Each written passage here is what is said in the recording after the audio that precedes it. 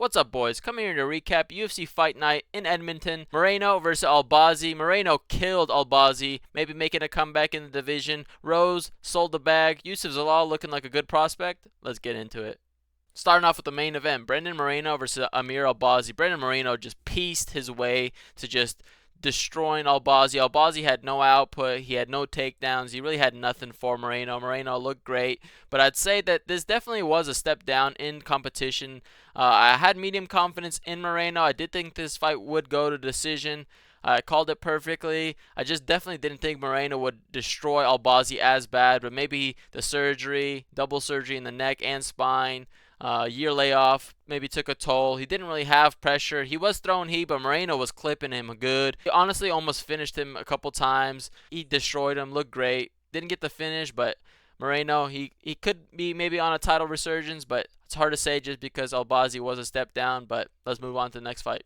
Next fight up, the co-main event, Rose Namajunas versus Erin Blanchfield. Honestly, after the second round, I was like, ooh-wee! Rose Namajunas is just going to tap her way to a decision victory. He's going to piece her up, not get hit, not get taken down. And then Namajunas just, I don't know what the fuck she did. She just, the game plan right out the window, no footwork, got taken down, got smothered down. Really nothing, no damage on either side. Namajunas was piecing her up. She was landing some big shots, but she wasn't doing like crazy. Blanchfield was taking it. And then Blanchfield, third, fourth, and fifth, manages to get those rounds. I thought that Blanchfield won 48-47, but was hoping that Namajunas would get a split decision victory or some shit. But Erin Blanchfield, she definitely stepped it up. She had that urgency, and Namajunas definitely didn't have that urgency. She slowed down, gassed out. She couldn't really avoid the grappling exchanges. And when the pressure started to get heavy, she went for the grappling exchanges. And when she got into those, she honestly didn't succeed in that. I did have pretty good confidence in Namajunas, medium confidence in her, and medium confidence in the decision. Honestly, Namajunas, she just lost the fight for herself. She kind of shit the bed. I'd say this was probably just her fight to lose, especially after that second round. All she needed was one round. Blanchfield, she was looking decent, was putting the pressure on, had some takedowns, and had some ground control time. But I'd say that Blanchfield didn't even look that great either. This is a good win for Blanchfield, but Namajunas, she definitely isn't a top fighter anymore. She's not going to be champ again, I don't think. Blanchfield, I don't think she's going to be champ either. The fact that she was able to get pieced up like that first and second round, she honestly didn't have like crazy output. She didn't have crazy takedowns. She was still struggling to get the takedowns, but she managed to find a way to win, so big ups on her. Great win for Blanchfield. I just don't think that she'll be able to do too much in becoming champ, but good win for Blanchfield. Let's move on to the next fight. Next fight up, Caio Machado versus Brendson Ribeiro. This was a really boring fight. Both of them, honestly, not doing too much. Machado had more output probably. Close fight. Honestly, didn't have too much confidence in Ribeiro. I did think that this fight would go to decision, even though Ribeiro has a lot of finishes. Machado, yeah, honestly, he looks shit. Ribeiro looks pretty shit. Both of them had a little bit of success, but I'd say boring fight. Who cares who won? Decision. Honestly, both of them are pretty ass. Not going to really do too much in the division. Let's move on to the next fight. Next fight up, Ariane Lipski or Da Silva versus Jasmine Jasudavicius. I'd say that Jasmine, she stepped it up. Lost probably the first round, but it was a close round for sure. You could have gave it to Jasmine, but I'd say second round, I knew that she would step it up. She ended up getting some takedowns. In the end of the first round, she ended up getting some takedowns, maybe gave her some confidence to go in for the second. And then third round, she ended up getting the submission victory. I think that, honestly, Ariane Da Silva, she just gave up. Let her really have that. And you know what? She kind of has been seen in her UFC career to kind of just give up and get finished. Jasmine Jasudavicius definitely has that pressure. She keeps moving forward and grinds on you. And you know what? She outgrinded her. Made her give up. Confidence level wasn't too high in her, and you know what? The first round was pretty close. In the striking exchanges, Ariane Lipski was looking good, was landing her shots in. Jasmine Jasudavicius definitely needed to get takedowns to win this fight. I did think that this fight would go to decision, but I wasn't really too confident in it going to decision. So not surprising that the decision didn't end up happening. Maybe more surprising on that Ariane Lipski kind of gave up fully. I thought she would be able to give more resistance to Jasmine and go to a decision, but got the pick right. She's not much of a finisher, but great win for Jasmine. I think Ariane is a tough out, even though she kind of gave up in this fight, but great win. Let's move on to the next fight. Next fight up, Marc-Andre Barriault versus Dustin Stoltzfus. Dustin Stoltzfus looked great. He got the takedown, landed some good shots, controlled them, and then when they got up, he fucking just brawled them and fucking knocked them out. And that's what Barriault likes. He's tough, he's a brawler, and you know what? He's in those exchanges all the time. The pick was Barriault, low medium confidence, and you know what? Dustin Stoltzfus, that definitely was a really good win for him, and it kind of makes him maybe give some waves in the division because Marc-Andre Barriault isn't some easy win. He definitely is a good guy, and Dustin, he probably made him to the same level or maybe a little bit above Marc-Andre Barriault. Dustin, he has good wrestling, he has good submissions, and you know what? He has the knockout power. Maybe not exactly the power, but he looked good in this fight. You know what? People probably won't be down him as much in his next fight. Let's move on to the next fight. Next fight up, Mike Malott versus Trevin Giles.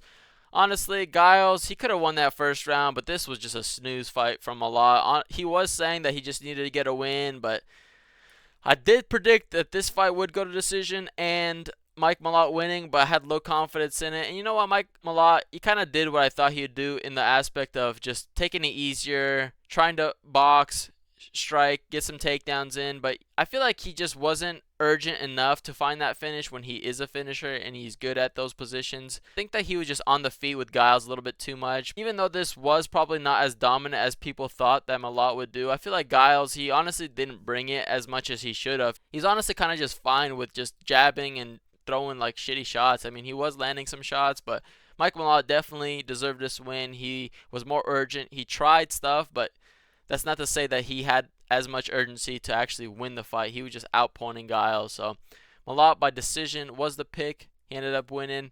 But let's move on to the next fight. Next fight up, Aiemann Zahabi versus Pedro Munhoz. I got this one completely wrong. And honestly, it's a bit devastating to see that I was so wrong on it. Munhoz, I thought that he would just be walking him down. The big thing that I feel like he didn't do, which would have helped him win this fight, or helped him a lot in this fight, is just leg kicks. He didn't throw any leg kicks. Watching the tape, he had great leg kicks. He throws up to like 40 to 50 leg kicks in some of his fights, and he threw only like 15. Aiemann Zahabi did a great job, though. I'd say that I was big on Munhoz. I did think that Zahabi just wasn't that level. He hasn't really shown the urgency. He hasn't shown the activity. He definitely has the power, and you know what? He had a really good jab and a good game plan of just letting Munhoz come to him, jabbing him up, picking his shots. You know what? He looked a lot better than I thought he would. I didn't think that he had it in him. He's so inactive that maybe it is good that he's just constantly improving a lot in each one of his fights. Great win for Zahabi. He definitely is a top 15er after beating Munhoz. Because Munhoz, even though he had not the best performance, he was still in there. He was still trying to work. He definitely is a proven top 15 guy. So Zahabi beating Munhoz is a great win. Moving him up the ladder. So good win for Zahabi. Let's move on to the next fight. Next fight up, Charles Jourdain versus Victor Henry. Charles Jourdain, woo! Damn, he actually ended up choking him out. I was pretty confident in Victor Henry not getting finished here, and if I saw a finish, I feel like it would be on Henry's side, but Jourdain got that sneaky gilly. It might have been kind of a ninja choke gilly, kind of, but honestly, he looked good. He shut people up. He was the favorite, even though a lot of people were picking Henry. He was the favorite, ended up winning. I don't even know what to say. I feel like Henry was getting caught with the guillotine choke a lot. He just was managing to get out of it earlier in the fight and then ended up getting caught where he just couldn't get out, tapped. Great win for Charles Jourdain. He gets his first win in the debuting fight in bantamweight. I don't really know where this puts him, but good win for him. Got the submission victory. Let's move on to the next fight. Next fight up, Jack Shore versus Youssef Zalal. You know what? I was crazy confident in Youssef Zalal, even though Jack Shore is a good matchup, and I did predict second round submission. He did end up dropping him and then ended up submitting him, so a nice club and sub. I think that Youssef Zalal is definitely a top 10er. He is looking really good. And you know what? The first round was pretty close. He ended up maybe crawling it back to give him that round, but Jack Shore was fighting. He had a good first round. I feel like he was mixing in the takedowns. He didn't really get them, but he was attempting the takedowns. And Shore was looking good, and Youssef Zalal just was patient, calm, and just kept doing his thing. And you know what? His knees down the middle are nasty. I think that he definitely is a top 10er. I'd love to see him fight someone in the top 15. I think it would be a good matchup. Youssef Zalal, I'm still big on him. I like him a lot. And you know what? He did exactly what I thought he'd do. The way of finish, the prediction, everything was perfect. So let's move on to the next fight. Next fight up, Alexandr Romanov versus Rodrigo Nascimento. Honestly, Romanov, he had good takedowns. He had good wrestling. He dominated Nascimento in the first and second round. But you know what? He definitely gassed out in the third round. But he still managed to win 30-27, which is kind of wild that Nascimento, maybe he just got too drained. Romanov, honestly, on the feet, he does look wild. He does look wishy-washy. But his takedowns are good. He is definitely got a good first round, and I think that he is proven to just have a good first round of getting the takedowns on somebody who doesn't have the best takedown defense and is not going to knock him out. Nascimento was probably never going to finish Romanov here.